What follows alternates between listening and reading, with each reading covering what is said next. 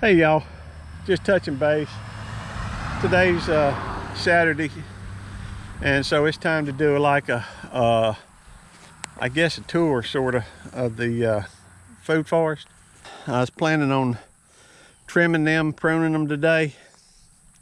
Never got around to it.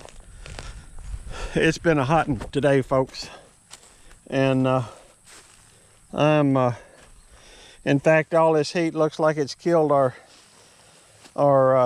plants that we got over here. These were alive when we put them in there. Looks like they're dead now.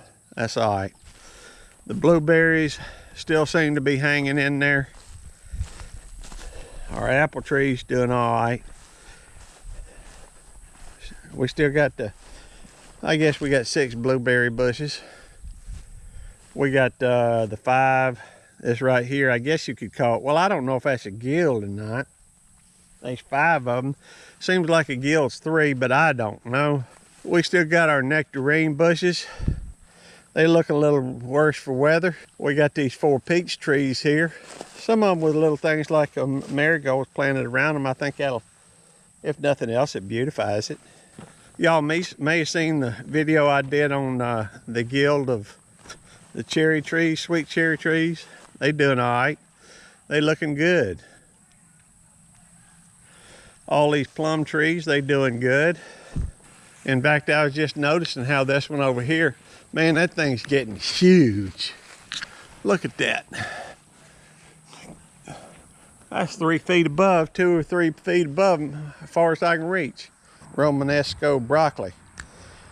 It's coming out with some new leaves. I'm kind of happy about that. You know, caterpillars really got a hold of them other things.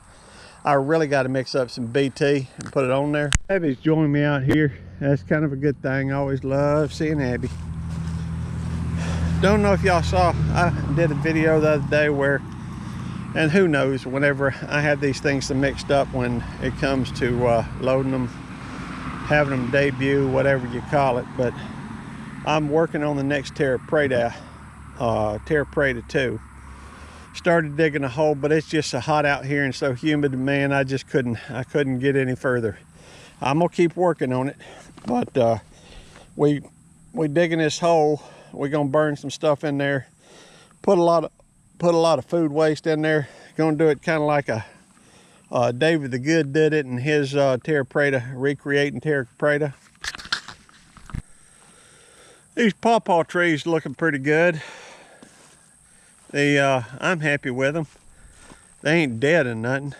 I mean, you got a few, but we had some of that beforehand. Anyhow, I'll come along, prune that a little bit, take a little bit of closer look.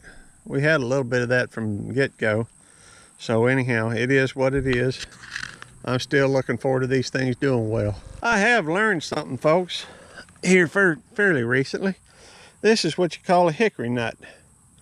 I did not even know that hickory trees made nuts, but for a little while I was afraid that was black walnut. I mean, I don't know, I'm fairly new to this type of thing, but black walnuts produce this product called juglone, and it keeps other stuff from growing around it. It's bad for other plants, good for itself, I reckon.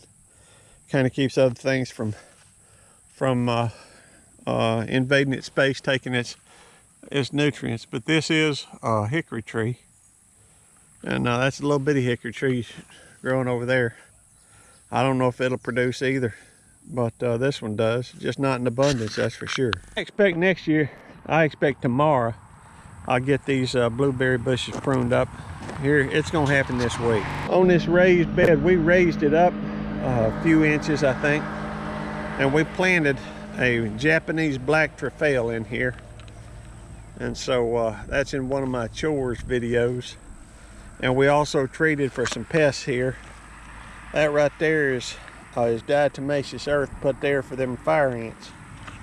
Those things are a bugger to have. Now these trees right here, those 2 on the left right here, these are what you call, those pear trees. That's a Bartlett pear on the left and a pineapple pear on the right. I ain't decided if we're gonna put those in that Terra Preta area or we're gonna put this Fuyu persimmon tree. It's already got a fruit on it. I'm pretty happy with the way that looks. Anyhow, it is what it is. Herbs looking pretty droopy, but man, that basil smells good. I tell you what, you wish you were smelling this right now.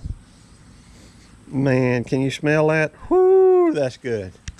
Blackberry bush is doing all right, considering that they really here in the shade, but they growing. They're producing, I guess, what they call primicanes. All except for that one right there. That is just limping along, I reckon. Hey, but it ain't dead. Don't count it out. It's an underdog. Everybody loves an underdog. Grapevines seem to be growing by leaps and bounds, and they doing all right. See how they attaching themselves to this trellis, and we'll see if we can't continue to get them wrap around. And then these muscadine vines, we have noticed a couple of muscadines on here, primarily on this Carlos over here. We got the Sweet Jenny here, and that's Carlos, although it may suffer a little bit from being overshadowed so much by Sweet Jenny. The grapevines are Concord grapes. And yep, we still working on doing some leaf mold, trying to increase the speed at which it happens by putting this plastic over it. Pecan trees seem to be doing all right. I don't know if you can see that over there.